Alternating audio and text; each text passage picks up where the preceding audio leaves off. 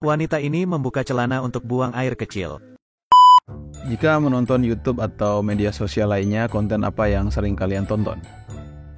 Game, vlog, kesehatan dan olahraga, edukasi, atau film? Maksudnya alur film. Coba komen di bawah ya.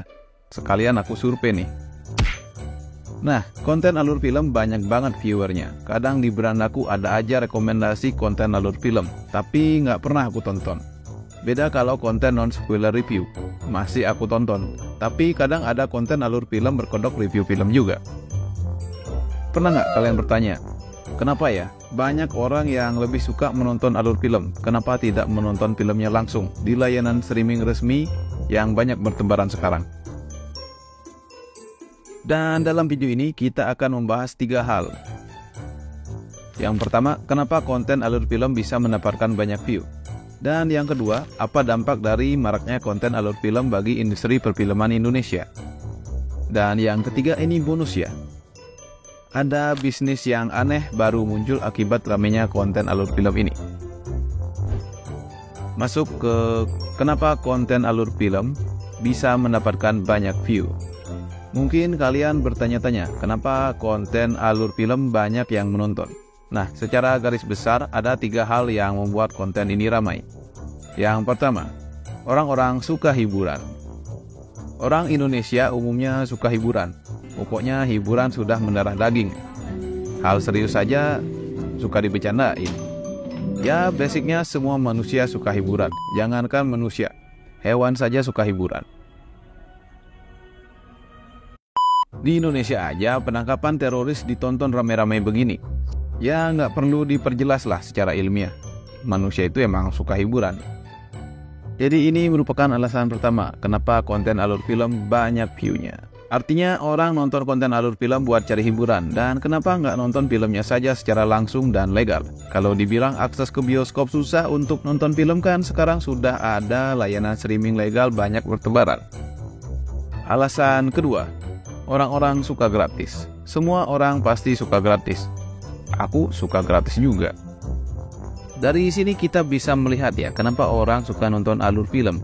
Ya buat mencari hiburan yang gratis. Oke, masuk ke alasan ketiga. Orang-orang zaman sekarang suka cepat atau instan. Semenjak adanya TikTok dan video pendek di seluruh platform media sosial, bisa dibilang cara orang menikmati hiburan tuh menjadi berubah. Sekarang orang lebih suka menonton video cepat daripada menonton konten atau video panjang. Padahal konten panjang cuma 5-20 menit aja. Itu pun mereka malas nontonnya.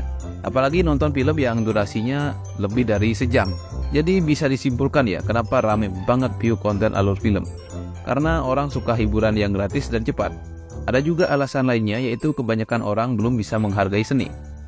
Oke, masuk ke pembahasan nomor 2. Dampak konten alur film terhadap industri film. Sebenarnya nggak perlu diperjelas lagi apa dampaknya bagi industri film. Ya, dampaknya membuat rugi industri film itu sendiri. Kenapa bisa rugi, Bang? Alasan kita menonton film karena penasaran akan plot cerita dari film tersebut. Dan jika kita nonton konten alur film, kita akan kehilangan rasa tertarik untuk menonton filmnya secara utuh. Ya, secara sederhana, jika kita nonton alur film, maka kita tidak tertarik lagi nonton filmnya. Dan film tersebut mengalami kerugian secara tidak langsung. Jadi bayangkan yang menonton kontennya sebanyak 200.000 orang. Berapa tuh kerugiannya kira-kira? Dari data yang aku cari di internet, aku nggak menemukan berapa kerugian yang disebabkan oleh konten alur film ini. Tapi kalau dilihat akibat film bajakan, Asosiasi Produser Film Indonesia melaporkan kerugian industri film di Indonesia mencapai 5 triliun rupiah pada tahun 2020. Ya, artinya konten alur film kurang lebih sama dengan membajak film itu sendiri. Jadi kerugiannya kurang lebih nggak jauh dari angka-angka tersebut lah. Atau bisa lebih. Bisnis yang muncul karena ramainya konten alur film. Konten alur film bisa dibilang konten yang cukup rumit. Beberapa orang di forum mengatakan bahwa untuk seorang pemula yang membuat konten alur film, paling cepat bisa menyelesaikan produksinya selama 2 minggu. Di samping itu, kita harus bisa merangkum cerita film dalam bentuk skrip agar tetap menarik, dan membuatnya lebih pendek tanpa menghilangkan inti cerita dari filmnya. Pokoknya rumit kalau belum pernah membuat konten alur film ini. Dan ada yang melihat hal ini sebagai sebuah peluang, kemudian membuat kelas alur cerita film. Ya, benar, kelas alur cerita film. Ini jadinya yang membuat kelas ini legal apa enggak sih? Jadi bingung.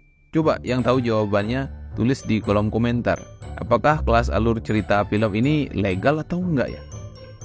Lihat nih. Tanpa nulis skrip sendiri, tanpa nonton filmnya. Lah, emang bisa? Tanpa motong-motong per detik, tanpa mikir-mikir banget. Otomatis pakai AI. Jurus terbaru 2024. Astaga. Jadi ya segitu aja ya video kali ini. Apakah kalian suka nonton konten alur film? Atau kalian setuju dengan keberadaan channel konten alur film ini? Coba komen di bawah ya. By the way, bantu aku mengalahkan konten alur film dengan subscribe dan share video ini ke teman kalian. Dan mari kita support industri perfilman Indonesia. Sampai jumpa di video berikutnya. Terima kasih sudah menonton sampai akhir. Dadah.